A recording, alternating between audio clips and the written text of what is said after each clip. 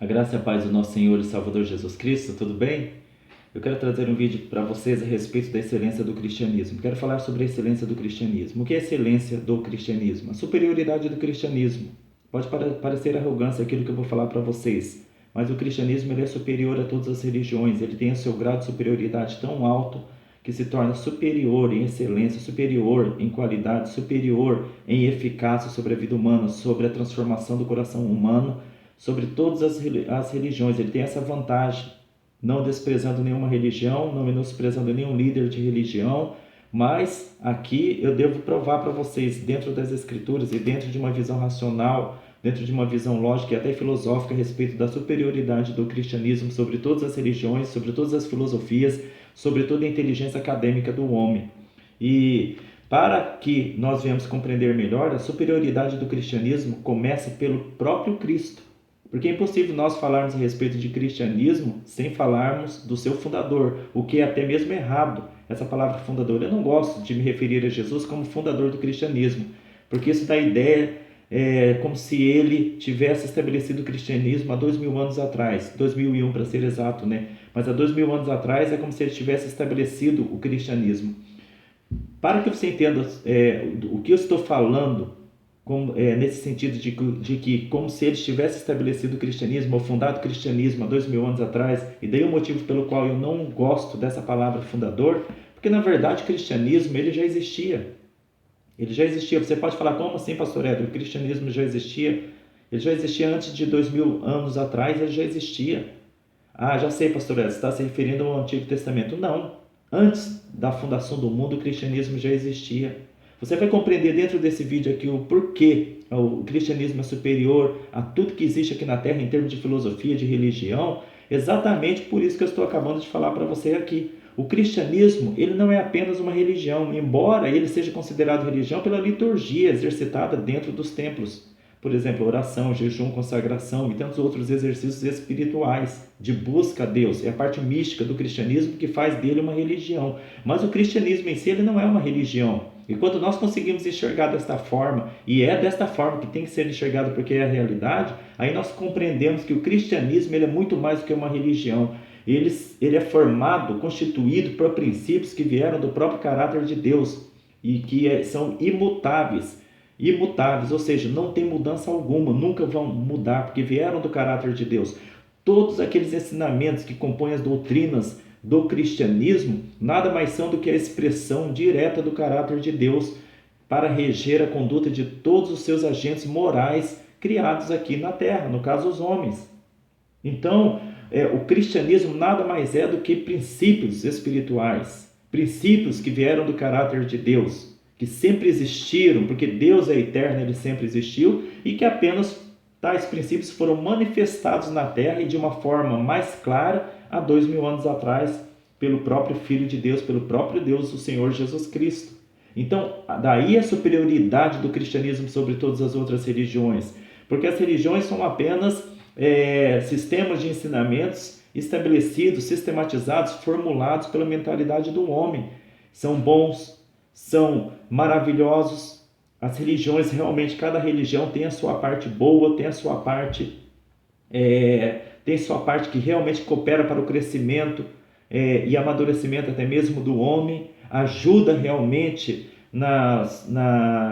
no bloqueio de instintos animais do homem, porém não salva ninguém, não salva, porque a questão da salvação está além de qualquer religião, até mesmo da religião protestante, ou religião evangélica, ou religião gospel, queira você chamar da forma como quiser, porque não se trata de religião, salvação não se trata de religião, se trata da aplicação de princípios espirituais, da concretização de princípios espirituais, esses princípios que eu estou falando, e que se encontram dentro do cristianismo, e que estão além de qualquer religião, está além de qualquer igreja, está além de qualquer pastor, de qualquer padre, de qualquer guru, de qualquer coisa que seja na face da terra, porque o cristianismo, para que nós venhamos compreender a superioridade do cristianismo, eu repito, nós temos que primeiro compreender o que é a superioridade do próprio fundador, ou, que eu não gosto de falar essa palavra fundador, como já estou explicando aqui, do manifestador do cristianismo, daquele que manifestou os princípios de Deus na face da terra, que é o próprio Senhor Jesus Cristo.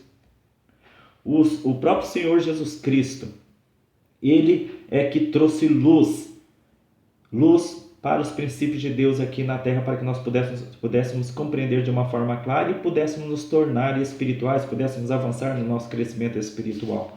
Bom, o nosso Senhor Jesus Cristo.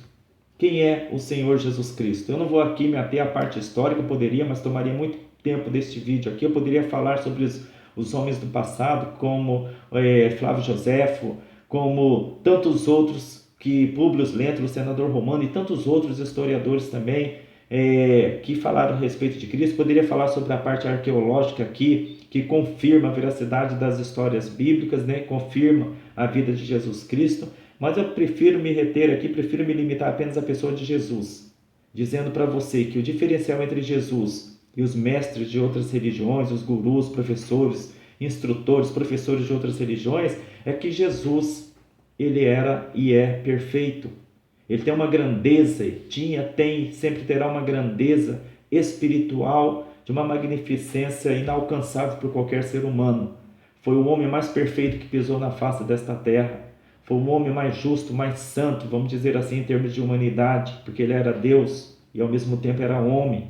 E também ele tem uma prerrogativa de poder afirmar que ele era o Salvador e é o Salvador do mundo, coisa que nenhum líder de outra religião pode afirmar isso.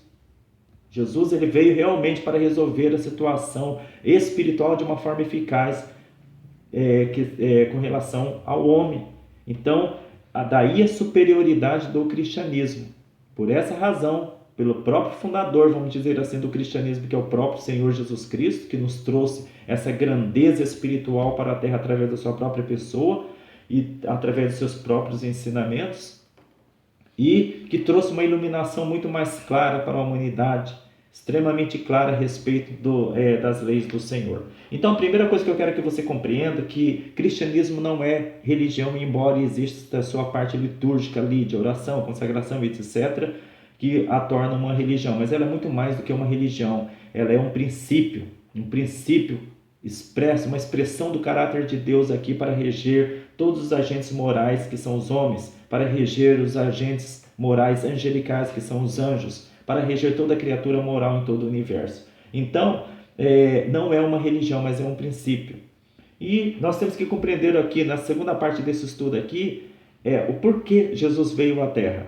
Primeiro, quero que você compreenda, ele não veio para estabelecer uma nova religião. Então, o cristianismo deixa de lado essa ideia de que cristianismo é religião. Não é uma religião. No exercício que nós praticamos, como eu falei para vocês já, esse exercício litúrgico de orar, essa parte mística ou espiritual, eu não gosto dessa palavra mística, né, mas essa parte espiritual, espiritualizada que nós praticamos dentro da igreja, é que acaba tornando o cristianismo uma religião, porque a palavra religião vem do latim religare, né? Vem dessa palavra latim religare, que significa unir a divindade, né?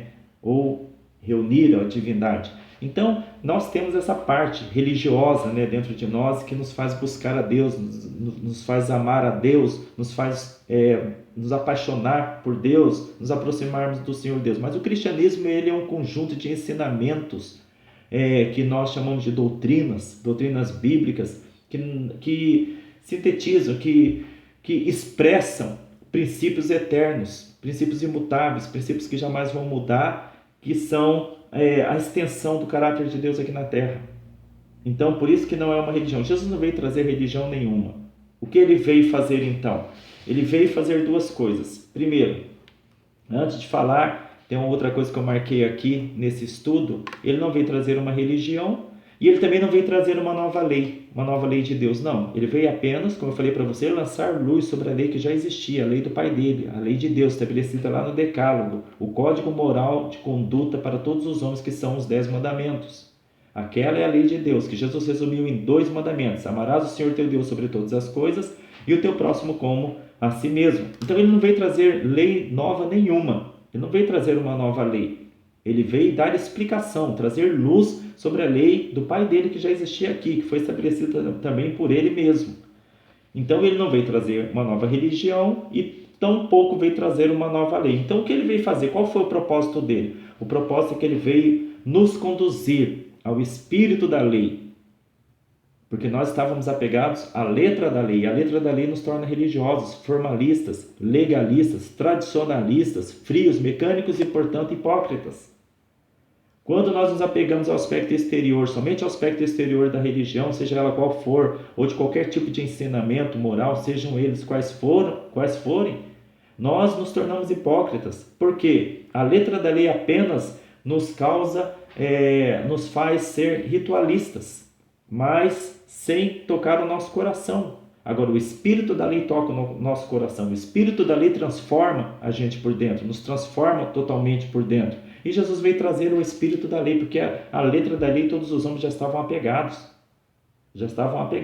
E a outra coisa que ele veio fazer foi consertar. Ele veio para consertar a grande engrenagem da vida que foi comprometida e estragada pela conduta do homem, que a Bíblia chama de pecado. Pecado nada mais é do que a transgressão da lei. O homem transgrediu a lei, quebrou a lei de Deus, e então isso comprometeu toda a engrenagem da vida, tornando o homem infeliz, tornando o homem sem paz, tornando o homem trevoso, tornando o coração do homem totalmente corrompido.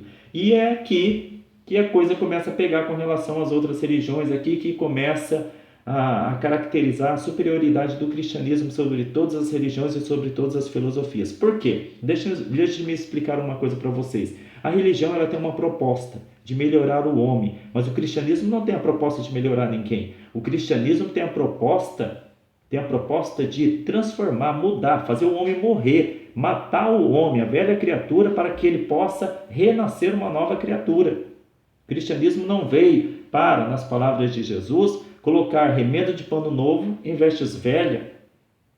Ele não veio para fazer isso. Ele veio para mudar todas as coisas. Ele veio para fazer deixar de existir o velho homem, a velha criatura, para que possa ressurgir uma nova, que é o poder da ressurreição, que a Bíblia chama o poder da ressurreição do Senhor. As religiões não. Elas cortam os galhos podres das árvores, mas não têm capacidade de mudar a natureza ruim da raiz daquela árvore, não tem condições de mexer na raiz. O cristianismo, por ser encabeçado pelo nosso Senhor Jesus Cristo, tem um poder de transformar a essência toda da árvore. E isso é uma obra somente de Deus, não de religião. Outra coisa, a religião também, a semelhança dos judeus, que se apegavam à letra da lei, como hoje também muitos cristãos, carnais, cristãos que não compreenderam ainda o espírito da lei, acabam se apegando apenas ao aspecto exterior da lei e se tornam, portanto, religiosos, hipócritas, a religião acaba fazendo a mesma coisa. A natureza do homem, a essência do homem, se só pode ser mudada por Jesus, nenhum princípio moral vai conseguir mudá-lo. Por mais que o homem esteja numa boa religião, onde há bons ensinamentos ali a respeito de conduta moral, e o exercício desses princípios morais, o exercício dessas leis, desses mandamentos, desses ensinamentos morais, não vai conseguir mudar nada, nenhuma partícula do seu caráter corrompido. Isso é obra de Cristo. O homem não pode se mudar, o homem não pode ser transformado pelas suas próprias mãos, pelos seus próprios esforços. É isso que as religiões não entendem. As religiões, elas podem conduzir o homem à prática de alguns exercícios morais que podem beneficiá-lo por certo tempo, mas jamais vai tocá-lo, tais práticas jamais vão tocar em sua natureza caída, em sua natureza corrompida. Porque o problema do pecado não pode ser resolvido pelo homem. Se não pode ser resolvido pelo homem, tampouco poderá ser resolvido pelas religiões, com todas as suas normas, por mais bonitas que sejam, de ensinamentos, tampouco pode ser transformado o coração do homem corrompido, tampouco pode ser tocado ou transformado por filosofias. Nada disso pode mudar a essência do homem, nem filosofias humanas, nem sabedoria humana, nem religião de espécie alguma pode ou tem o poder de mudar a natureza do homem. Se o homem não pode mudar o seu coração, tampouco pode a religião nem a filosofia. É isso que eu quero que você compreenda. O cristianismo, ele pode? Pode. Mas não estou falando em termos de religião. Eu estou falando em termos de espiritualidade, de Cristo, em termos de comunhão com Cristo. Somente Cristo pode mudar a nossa natureza. Somente Cristo pode mudar a nossa natureza. E talvez venha a sua dúvida, mas o cristianismo, a Bíblia Sagrada, não é um código moral também? Não são doutrinas morais que o homem deve seguir? Sim, mas se eu apenas pegar a Bíblia Sagrada e começar a segui-la, como todas as outras religiões seguem suas normas de conduta, vai dar na mesma. É como se eu estivesse qualquer outra religião. o efeito será o mesmo, ou seja, nenhum em termos de transformação da minha própria vida, do meu próprio coração. Por quê? Porque eu não posso apenas pegar a Bíblia Sagrada aqui e ler. Deixa eu ver aqui. Não roubarás. Então eu vou me esforçar para não roubar. Vou me esforçar para não ser um ladrão. Dentro de mim eu sou um ladrão, tenho tendência a ser um ladrão. Dentro de mim eu sou um adúltero, tenho tendência a ser adúltero. Dentro de mim eu sou aquele que não honra o pai e a mãe, eu sou aquele que é um assassino, eu tenho todas essas tendências dentro de mim, um exemplo a ser falado, porque todo ser humano tem todas essas tendências aí. Ninguém é livre dessas tendências, sejam elas quais forem. Se não tem um tipo de tendência, tem outro tipo de tendência. Eu não posso simplesmente ler a palavra do Senhor e acreditar que porque eu vou me esforçar para cumprir aquilo que está escrito, vai haver uma transformação dentro de mim. Eu não posso mudar minha natureza, nem mesmo tentando obedecer a palavra do Senhor, porque o sistema de transformação, o sistema espiritual de transformação que Cristo opera dentro de nós, esta é a beleza do cristianismo, diferente das outras religiões, não principia pela obediência, mas pela regeneração, que é a regeneração, o novo nascimento. Primeiro, você é transformado a ponto de amar o Senhor Jesus Cristo. Amando o Senhor Jesus Cristo, o amor vai prevalecer sobre o seu coração a ponto de você não amar os amores menores, como chamou Santo Agostinho, o pecado.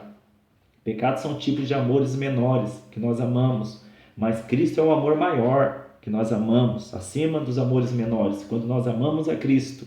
Então aí sim, nós, ao olharmos para a palavra do Senhor, nós compreenderemos que aquilo que a palavra de Deus pede de nós, nós já estaremos cumprindo por falta de desejo pelo pecado, por desgosto ao pecado. Nós estaremos conseguindo caminhar pela palavra do Senhor, porque não teremos mais o desejo pelo pecado, não teremos mais afinidade com o pecado, teremos tentações com relação ao pecado, mas o nosso desejo agora é por Cristo. E isto é uma obra que somente Cristo pode fazer no coração do homem.